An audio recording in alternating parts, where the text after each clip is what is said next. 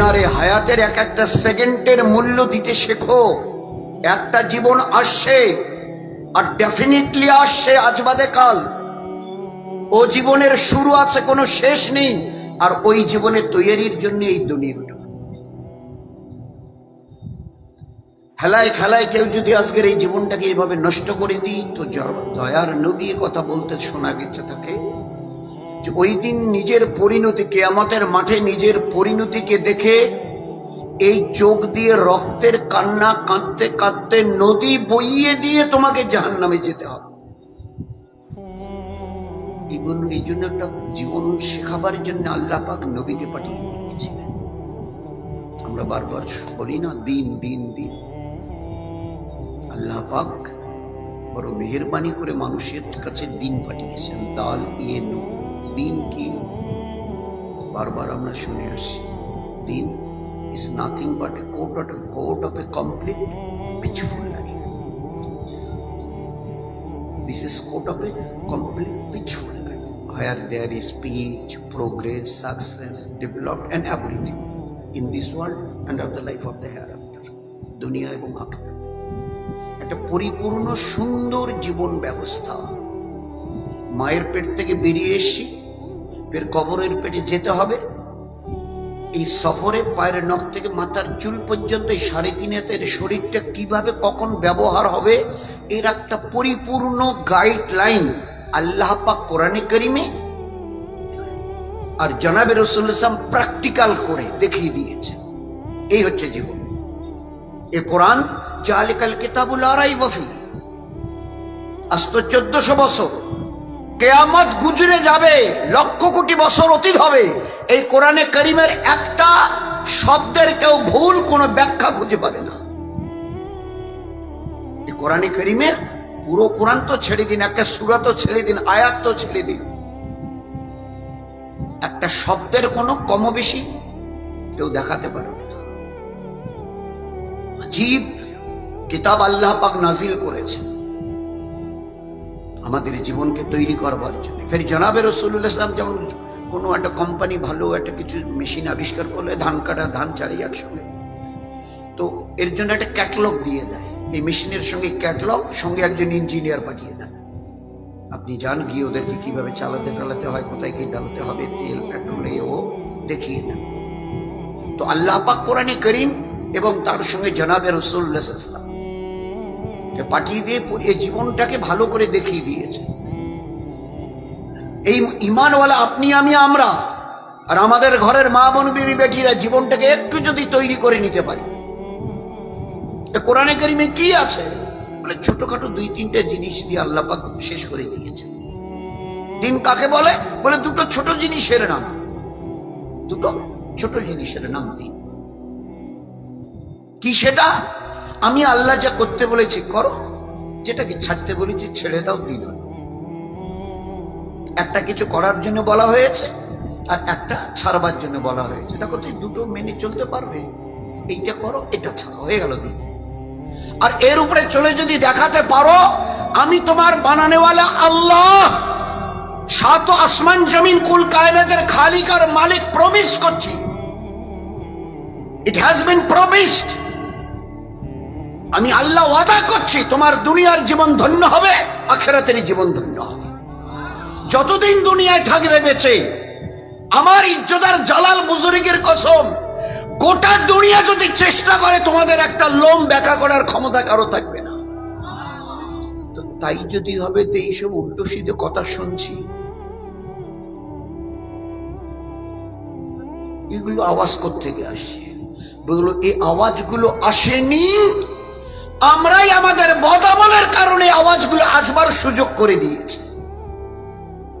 আমার ঘরের বেড়া যদি ভাঙা থাকে, তো বাড়ির যে কুকুর বিড়াল এরা তো দূরের কথা, জঙ্গলের জানোয়ার পর্যন্ত এসে ঢুকবে, কারণ আমার ঘরের বেড়া ভাঙা। আমাদের আমালের কোনো বেড়া নেই, যার জন্য হাজারো রকমের মুসিবত আজ আমাদের ঘরে এসে দাখিল হচ্ছে। আমাদের আমালের কোনো বেড়া নেই। বুকে হাত দিয়ে সবাই খালি একটু চিন্তা করে বলতে হবে না, কাউকে ছোট করা, শর্মিন্দা করা ইসলামে হারাম করা হয়েছে। মুসলমান মুসলমানকে বেইজ্জত করবে নেই।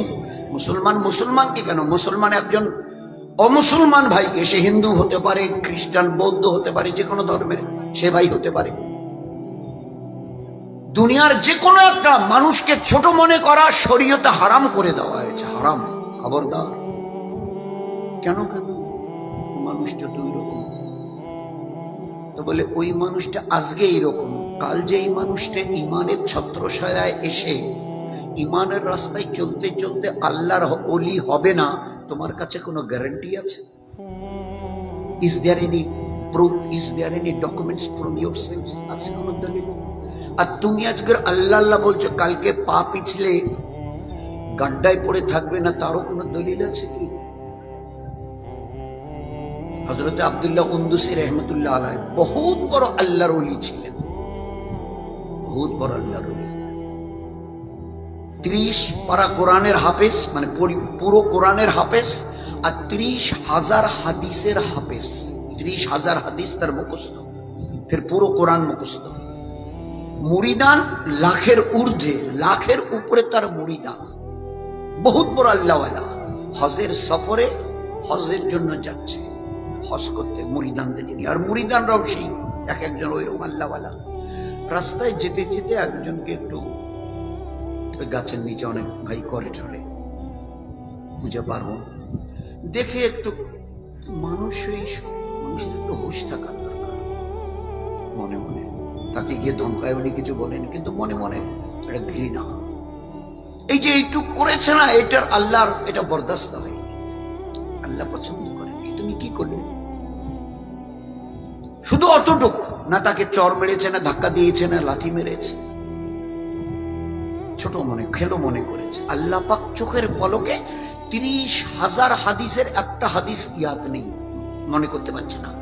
30 পারা কোরআনের বিসমিল্লাহটা ইয়াদ করতে পারছে না, সব গায়েব করে দিয়েছে। পাশে একটা কুয়ে একটা মেয়ে পানি তুলছিল, তার দিকে চোখ পড়েছে। কিছুক্ষণ তাকিয়ে থাকার পরে মুরিদানদের বলছে, শোনো, তোমরা আমাকে মানো তো? হযরত আপনি কি বলেন? মেনে আসছি, মানবর, যতদিন বেঁচে আছে মানতেই থাকবো। তাহলে তাই যদি হয় তোমরা চলে যাও, আমি এখন যাবো না, পরে যাবো, তোমরা চলে যাও।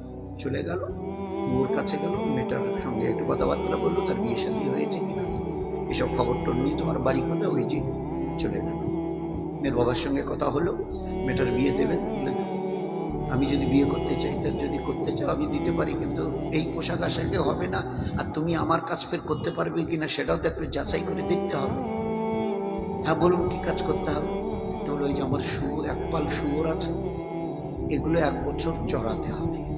যদি চড়িয়ে দেখিয়ে দিতে পারো যে হ্যাঁ তুমি fit, you are fit for this, এই কাজের জন্য উপযুক্ত, তো আমি কথা দিচ্ছি আমার মেয়ের সঙ্গে তোমার বিবাহ দেব। তাহলে ঠিক আছে, আমি রাজি আছি, আমি রাজি আছি, আমি রাজি আছি। তাহলে তুমি রাজি আছো, কিন্তু এই পোশাকে তো আর ওই কাজ করা যাবে না, তাহলে কি করতে হবে? তাহলে আমি দেখো, 2টো গামছা, একটা লাঠি এনে বলে একটা গামছা পরো আর একটা মাথায় বাঁধো, আর এগুলো খুলে ফেলো, শেরওয়ানি, পাগড়ি সব খুলে ফেলো। চড়াচ্ছে কতটুকু সময়?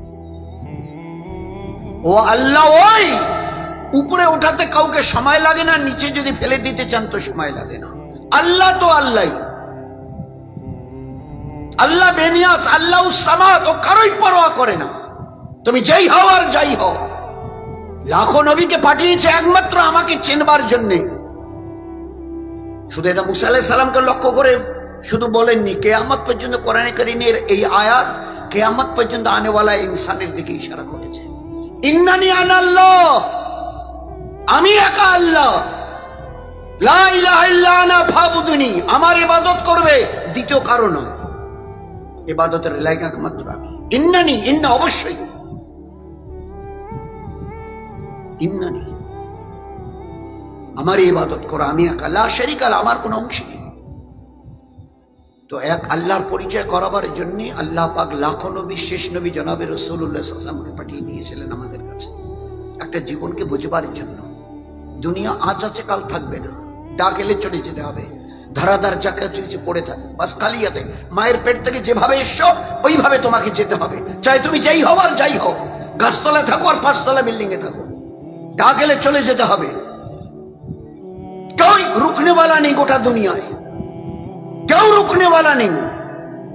গোটা দুনিয়ার আওয়াজ খুব বড় বড় হচ্ছে, কিন্তু তারা আজকের যদি আল্লাহকে চিনতে চেষ্টা করতো না, আর আমরাও যারা আছি, যারা আল্লাহ আল্লাহ বলছি, সে আল্লাহ আল্লাহর আজকের বলটা জবানে আছে, ভিতরটা কতটা খোকলাও তা আল্লাহই জানে। অথচ আল্লাহ পাকের রাখার জায়গা, আল্লাহ পাককে রাখবার জায়গা এই জায়গা নয়, এটা এই দেখানো হয়েছিল এই জায়গা। হুজুর সাল্লাল্লাহু আলাইহি ওয়াসাল্লাম সাহাবাদের মজমায় করে দেখিয়ে দিয়েছেন, আর ওটা হাদিসে পাকের পাতায় লেগে আমাদের 1400 বছরের মাথায় এসে আমাদেরকে শোনানো হচ্ছে। কিসের জন্য? হুজুর আকরাম সাল্লাল্লাহু আলাইহি ওয়াসাল্লাম সাহাবাদের মাঝখানে বসে এবারে বলছে, আল ইমানু হাহুনা হাহুনা, আল ইমানু হাহুনা, দিল দিল, ইমানের জায়গা হচ্ছে দিল। আর নেফাক হাহুনা, আর নেফাক হাহুনা, এটা মুনাফিকের জায়গা জবান। দিলকে এখানে বসাও। হাত তুলে দোয়া মাংতেন, আল্লাহুম্মা হাব্বিব ইলাইনাল ঈমান ওয়া জাইনহু ফি কুলুবিনা। এ আল্লাহ, দুনিয়াতে বহু জিনিসকে আমি মহব্বত করি, আমার বাড়ি ঘর, চাষ চাকরি, দোকান ব্যবসা, বিবি বাচ্চা বাচ্চিকে পর্যন্ত মহব্বত করি। এ আল্লাহ, যাদেরকে আমি মহব্বত করি তার চাইতে অনেক বেশি মহব্বতের জিনিস ঈমানকে বানিয়ে দিন আমার জন্য। আল্লাহুম্মা হাব্বিব ইলাইনাল ঈমান, যত জিনিসকে আমি মহব্বত করি সবচাইতে বেশি যেন ঈমানকে মহব্বত করতে পারি। আল্লাহকে পাবার জন্য আল্লাহ ঈমান দিয়েছে, আল্লাহকে পাবার জন্য বিবি বাচ্চা চাষ চাকরি দোকান দেয়নি, এগুলো তো পরীক্ষার জন্য আল্লাহ দিয়েছে। আল মাল ওয়াল বানুন ফিতনা, এই ফিতনার বাংলা অর্থ হচ্ছে পরীক্ষা। এই জায়গা জিরাত পেয়ে, বিবি বাচ্চা পেয়ে, আত্মীয় স্বজন পেয়ে আমাকে মনে রাখো না ভুলে যাও, আমি দেখব। এই সব কিছুকে রব বানাও না আমি একা, আল্লাহ আমাকে রব বানাও, আমি দেখব। জীবনটা বড় গোলমেলে হয়ে গেছে। তো হুজুর সাহেব দোয়া করতেন, আল্লাহুম্মা হাব্বিব ইলাইনাল ঈমান ওয়া যাইনহু ফি কুলুবিনা। এ আল্লাহ, ঈমানকে আমার অন্তরে ভরিয়ে দিন, মজবুত করে দিন অন্তরে। একটা মুহূর্তের জন্য আমার দিল যেন আপনার রিয়াদ থেকে খালি না থাকে। এটা সাহাবাদের কি পুরুষ কি মেয়ে, ছেলে কি বাচ্চা কি বাচ্চি বুঝে এসেছিল। আমাদের মেহনতে যেরকম নরবরা, ঈমান ওই রকম নরবরা। ঈমান তো এমন একটা পাওয়ারের নাম, এমন একটা তাগতের নাম যে এর মোকাবেলায় কোনো জিনিসকে আল্লাহ পাক রাখেনি। ঈমান তো ঈমানই, ঈমান তো ঈমানই। আল্লাহকে চেনো, চেনার মতো করে চেনো। ইয়া আইয়ুহাল্লাযিনা আমানুত্তাকুল্লাহ হাক্কা তুকাতিহি, আল্লাহকে চেনো ওইভাবে যেরকম চেনা হক। কিরকম চিনিছি? একটা লাল টুপি, খাকি পোশাক পুলিশের। এই এক্ষুনি যদি আমার বড় ছেলেটা, মেজর ছেলেটা এসে বলে, আপু এদিকে ডেকে নিয়ে গিয়ে ওখানে যদি ডেকে বলে, আমাদের বাড়িতে 3-4 জন পুলিশ এসছে। পুলিশ আমাদের বাড়িতে কেন? বলে তা জানি না, মা তাড়াতাড়ি করে পাঠিয়ে দিল, তোর আব্বুকে খবর দিয়ে, বাড়িতে 3-4 জন পুলিশ। এখনো চোখে কিচ্ছু দেখেন নাই কয়জন পুলিশ, কত বড় সাইজের, কিছু খালি কানে শুনেছে। কানে শোনার পরে এখানে কাঁপতেছে, এখানে কাঁপছে। পুলিশ বলে কথা, পুলিশ আমাদের বাড়িতে কেন? কি অন্যায় করেছি? আমাদের বাড়িতে পুলিশ কেন? তো পুলিশকে যতটা চিনিছি আল্লাহই বেহতর জানে। 7 আসমান জমিনের খালিকার মালিক ওই আল্লাহ, তাকে কতটা চিনিছি। এই যে নামাজ নামাজ বলি না, 5 ওয়াক্তের নামাজ, নামাজ শুরু কখন হয়? আজান। আজান যখন শুরু হয় আল্লাহ, তো সাহাবারা এইভাবে কাঁপতো, রং বিবর্ণ হয়ে যেত, হলদে ফ্যাকাশে হয়ে যেত। আরে ভাই কেন কেন কাঁপছেন? বলে আল্লাহ শব্দ শোনা পেয়েছেন, খানিক পরে তার কাছে গিয়ে দাঁড়াতে হবে, যিনি 7 আসমান জমিনের মালিক, তার সামনে গিয়ে দাঁড়াতে হবে। কি করে দাঁড়াবো? একটা হাকিমের সামনে দাঁড়াতে গেলে আমার কাঁপুনি এসে, ইনি তো খালিকার মালিক, লিল্লাহি মা ফিস সামাওয়াতি ওয়াল আরদ, আসমান জমিনের তিনি একমাত্র বানানোওয়ালা, তার সামনে দাঁড়ানোর নাম হচ্ছে নামাজ।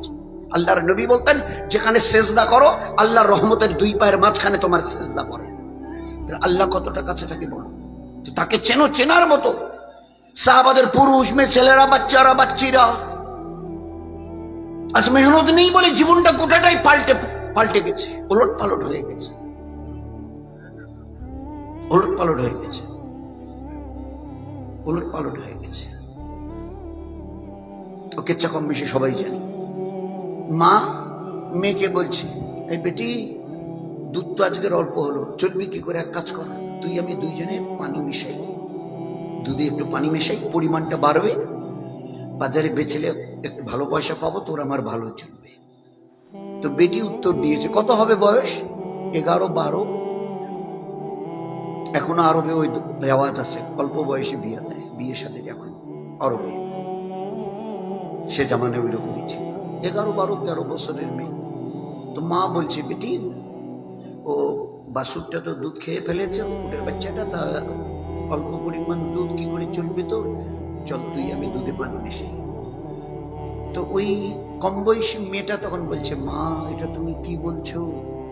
এই দুধে পানি মেশানোর খবর যদি উমর রাদিয়াল্লাহু, উনি আমিরুল মুমিনিন, জামানার খলিফা আমিরুল মুমিনিন যদি শোনে না, তো তোমার আর তোমাকে আমাকে আস্ত রাখবে না।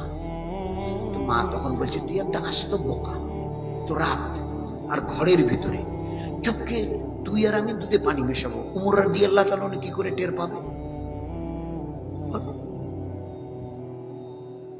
তো বেটি তখন উত্তর দিচ্ছে, হ্যাঁ মা তোমার কথাটা মেনে নিলাম, রাত্রি এখন তো রাত, অন্ধকার, ফের ঘরের ভিতরে তুমি আমি দুইজনে চুপকে পানি মেশাবো, তোমার কথাটা মেনে নিলাম মা। হযরত উমর না হয় টের পাবে না, কিন্তু মা তুমি বলো, আমরা যদি রাতের আধারে ঘরের ভিতরে দুধে পানি মেশাই, আল্লাহ কি টের পাবে না? তুমি আল্লাহকে কি জবাব দেবে ওই দিন?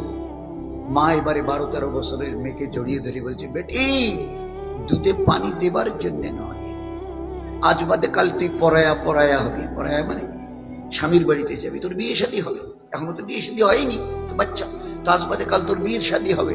আমি মা দেখতে চেয়েছিলাম তোর এই জায়গার অন্তরে আল্লাহ কতটা জায়গা পেয়েছে, আল্লাহকে কতটা তুই জায়গা দিয়েছিস, এইটা আমি দেখতে চেয়েছিলাম। মা মেয়েকে জড়িয়ে ধরে খুব দোয়া দিচ্ছে, আল্লাহ তোর হায়াতে বরকত দিক, তোর জীবনে আল্লাহ খুব বরকত দিক। 12-13 বছরের মেয়ে উত্তর দিয়েছে। মা বলেছিল, তুই আমি যদি চুপকে দুধে পানি মিশিয়ে উমর রাদিয়াল্লাহু কি করে টের পাবে? তো অন্ধকারে, ফের ঘরের ভিতরে। তো মেয়ে বলছে, হ্যাঁ মা ঠিক আছে, তোমার কথাটা মেনে নিলাম, উমর রাদিয়াল্লাহু তাআলা না টের পাবে না। আল্লাহ কি টের পাবে না বলো তো?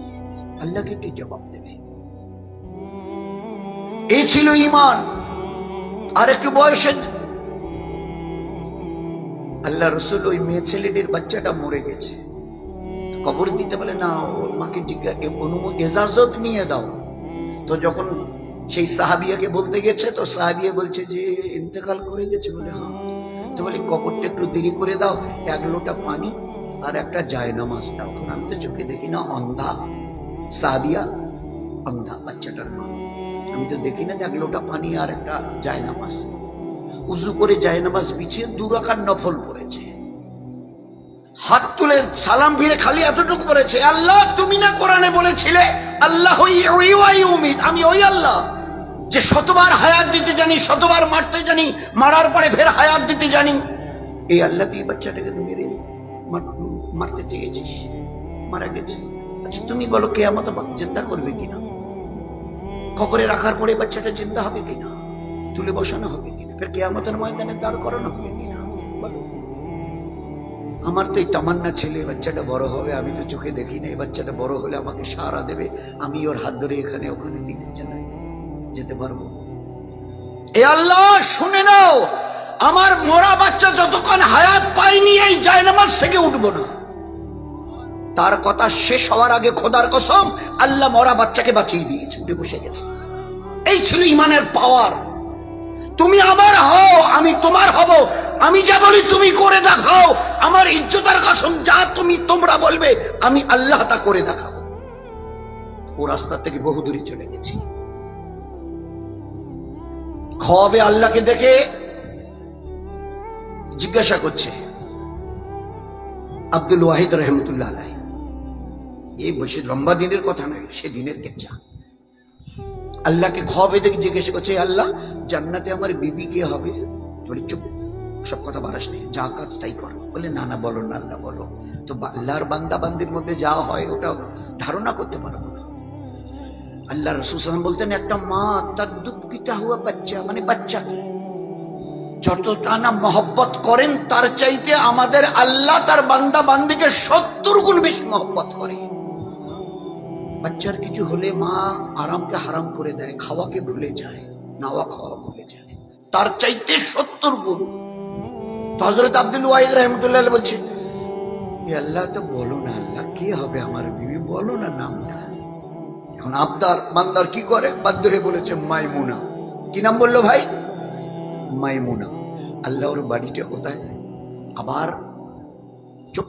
তবে না আল্লাহ, বলো বলো, আর কিছু জিজ্ঞেস বলো। তো বলেছে কুফা। কুফা মানে একটা জায়গা, আপনাদের যেমন এটা পাহাড়গঞ্জ, হালকা মালদিরহাট। তো বলেছে কুফা। সকালবেলা উঠে কুফায় চলে গেছে। লোককে জিজ্ঞাসা করছে, ভাই এখানে মাইমুনা নামে কোনো মেয়ে আছে? বলে আছে তো। কোথায়?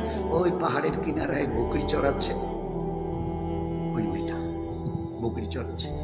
কাছে গিয়ে দেখে যে হ্যাঁ বকরি, কিন্তু ও দাঁড়িয়ে একটা চাদর মুড়ি দিয়ে নামাজ পড়ছে। তা নামাজ পড়ছে তো কথা বলা যায় না, চুপচাপ বসে আছে পিছনে। সালাম ফিরিয়েছে মাইমুনা। যখন সালাম ফিরিয়েছে তো আব্দুল ওয়াহিদ, তো মাইমুনা টের পেয়েছে নিশ্চয়ই এটা কোনো লোকের গলার আওয়াজ হবে, একটু খালি ঘাটটা ঘুরিয়েছে। জীবনে কোনোদিন দেখেনি মাইমুনা এ লোককে, কোনোদিন দেখেনি। খালি ঘাড় ফিরিয়ে এক ঝলক দেখে বলছে, আব্দুল ওয়াহিদ এখানে কেন? তোমার সঙ্গে আমার মোলাকাত ইনশাআল্লাহ জান্নাতে হবে, এখানে কেন এসে? আমাদের দিল চায় না যে আমাদের ঘরের মা বোন বিবি বেটিরা এরকম জীবন নিয়ে তৈরি হোক।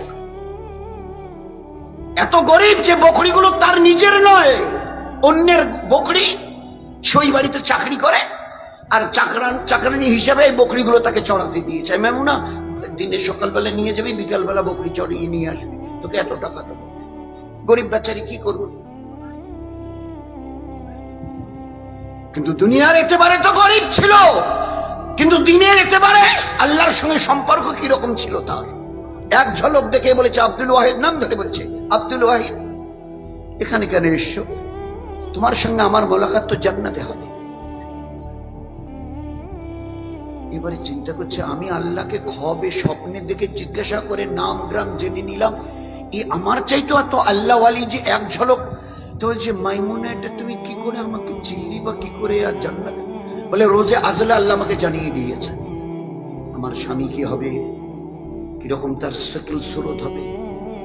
তো বলছে, মাইমুনা আমি আসার পরের থেকে দেখছি তোমার এই বকরির পালে বকরিও যতগুলো, বাঘও প্রায় ওই রকম সংখ্যায় প্রায় সমান সমান, কিন্তু এত ভাবে লক্ষ্য করছি একটা বাঘ একটা বকরিকে হামলা করে। এতক্ষণ ধরে লক্ষ্য করছি একটা বাঘ একটা বকরিকে থাবা মারে। তো বলছে, আব্দুল ওয়াহিদ এইসব অহেতুক কথা বলে কেন দুনিয়ার হায়াতটাকে নষ্ট করছো? যাও গিয়ে ইবাদত করো, যাও যাও যাও। তো বলে, না মাইমুনা খালি কথাটা খালি উত্তরটুকু দিয়ে দাও, আমি শুনে এক্ষুনি চলে যাও। তা মাইমুনা উত্তর দিয়েছে, আমরা পুরুষরা শুনি আর আমাদের মা বোনেরাও শুনুক। কি উত্তর দিয়েছে? আব্দুল ওয়াহিদ, ইবাদতের দ্বারা আমি আমার আল্লাহর সঙ্গে সম্পর্ক ঠিক করে নিয়েছি। আল্লাহর ইবাদত মানে আল্লাহর হুকুম মানা। আল্লাহর হুকুম এতটা মেনেছি যে আল্লাহর হুকুমকে মেনে মেনে আল্লাহর সঙ্গে আমার সম্পর্ক আমি ঠিক করে নিয়েছি। আমার আল্লাহ আমার বকরির সঙ্গে বাঘের সম্পর্ক ঠিক করে দিয়েছে। নয়তো বকরির পাল আর যদি বাঘ দেখে চুপ করে থাকবে, তো বাঘক দুশ্মনও আর বকরিকে হামলা করবে না যদি ইবাদতের দ্বারা আল্লাহর সঙ্গে সম্পর্ক ঠিক করে নাও। আল্লাহ আমাদের ইন্তজার করছিল, দেখছিল তোমরা কতটা মসজিদ আবাদ করো, ওয়াকফ ল্যান্ড হেফাজত করো, দেখছিল। তো যখন মসজিদের ধারে কাছেই আসো না, মাদ্রাসার ধারে কাছেই আসো না, দুনিয়া তোমাদের খুব মস্তি আর মজার হয়ে গেছে, কি হবে বলো? আল্লাহ দেখিয়ে দিয়েছে, বলে দিয়েছে, ইবাদতের দ্বারা আমি আল্লাহর সঙ্গে সম্পর্ক ঠিক করে নিয়েছি। আল্লাহ পাক আমার বকরির সঙ্গে বাঘের সম্পর্ক ঠিক করে দিয়েছে। নয়তো বাঘ, এই বাঘ বকরি খেকো বাঘ আর এক আক্রমণ করে না, আমাদের উপর হামলা করতো না, হামলার হাত বাড়াতেও পারতো না, হিম্মত ছিল না, হিম্মত ছিল না অতদিন যতদিন আমরা আল্লাহকে সামনে রেখে চলেছি। আল্লাহ দেখিয়ে দিয়েছে এই পুরো 1400 বছরের রেকর্ড। তার আগে তো ছিলই, তার আগে তো একদম ভরা, কম বেশি সবাই জানি আমরা। শুধু আল্লাহকে চিনি, তার ইবাদতটাকে বুঝি, জীবনটাকে ধন্য করি। ওয়াল্লাহু খায়রুল হাফেজা, আমার চাইতে আল্লাহ চাইতে বড় হেফাজত করেনেওয়ালা তোমাদের জন্য না জমিনে কেউ আছে না আসমানে কেউ আছে। শুধু আমার একটা ছোট্ট কথা মনে রেখেও, ফাজকুরুনি আযকুরুকুম, আমি যা বলি তোমরা যদি তা মানো, তোমরা যা বলবে আমি আল্লাহ আমার ইজ্জতের কসম খেয়ে বলছি আমি করে দেখাবো, করে দেখাবো। এই আল্লাহ, আমরা 313, দুশ্মনেরা 1000, তারও বেশি, আমাদের হাতে কিচ্ছু নেই, আর ওরা 2 হাতে তলোয়ার নিয়ে সকাল হলে মুখোমুখি হবে, বোধহয় 2-4 মিনিটের মধ্যে আমাদের 313 জনের মাথাটা জমিনে পড়ে থাকে। আমাদের হাতে তো কিছু নেই, সংখ্যায় 313, ওরা 1000-এর উপরে, আর ওরা তৈরি হয়ে এসছে। আমাদের হঠাৎ করে নবীজি খবর দিলেন চলো, চলে এলাম, আমাদের হাতে যে কিছু নেই, কি হবে?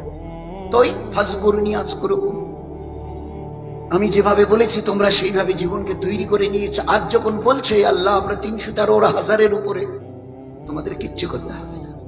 জিবরাইল এলো, একটা গাছের নিচে হুজুর সাল্লাল্লাহু আলাইহি ওয়াসাল্লাম বসেছিলেন, এসে সালাম দিয়ে বলল আল্লাহ রাসূল আপনি কোনো ঘাবড়াবেন না, কোনো চিন্তা, একটু মাথা তুলে দেখুন। আল্লাহর পেয়ারা নবী সাল্লাল্লাহু আলাইহি ওয়াসাল্লাম মাথা তুলে পাহাড়টার দিকে তাকিয়ে দেখে।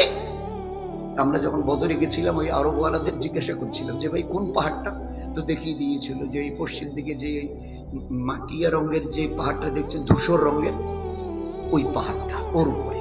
হুজুর সাহেব বলছে জিবরাইল আলাইহিস সালাম আল্লাহ রাসূল আপনি পাহাড়টার দিকে তাকিয়ে দেখেন। আল্লাহ নবী পাহাড়ের দিকে তাকিয়ে দেখে 5000 ফেরেশতা যুদ্ধের পোশাক পরে 313-কে সাহায্য করবার জন্য আসমান থেকে নেমে আসে। এই ছিল ফাজকুরনি আযকুরুকুম, যা আমি বলি করে দেখাও, তোমরা যা বলবে আমার ইজ্জতের কসম এইভাবে করব যে গোটা দুনিয়ার অ্যাটমি তাকত তোমাদের একটা লোম বিগড়াতে পারবে না, হিম্মত নেই তাদের। আল্লাহ দেখিয়ে দিয়েছে হর জামানায় যখন যেখানে যেরকমের প্রয়োজন ছিল। ও অনেক, আমরা তো এই সাদাসিধে লেখাপড়া নেই, অনেক মাস্টারমশাইরা আছেন শিক্ষিত লোক, জিজ্ঞাসা করবেন। আমেরিকা তো আমেরিকা, ডোনাল্ড তো ডোনাল্ডই, নাম শুনলে লোক কাঁপে থরথর করে। দিন কয়েক আগে আগুন তাদের দেশে, তাও আবার সান ফ্রান্সিসকো আর লস অ্যাঞ্জেলস, দুইটা বড় বড় নাম করা শহর। আমাদের যেমন বোম্বাই, দিল্লি, ভারতবর্ষের বোম্বাই, দিল্লি, ওই রকম আমেরিকার লস অ্যাঞ্জেলস, সান ফ্রান্সিসকো, দুটো বড় বড় সিটি। আর সেখানে যারা বাস করেন সব ওদের দেশের ভিআইপি, যারা মোস্ট ইন্টেলেকচুয়াল যারা, তারা। আর সেইখানে লেগেছে আগুন। 2 দিন 4 দিন 10 দিন, মাস 1.5 মাস গড়িয়ে যাচ্ছে, দাউ দাউ করে চলছে হাজারো চেষ্টা। আমেরিকার দাদার সমস্ত দাদাগিরি শেষ হয়ে যাচ্ছে, শুধু ছাই আর ছাই, 8, 10, 20, 25, 50 তালা সব মাটির সঙ্গে মিশে খালি দাউ দাউ করে জ্বলছে। হাঁ করে দেখিয়ে তাকিয়ে আছে, কিচ্ছু করার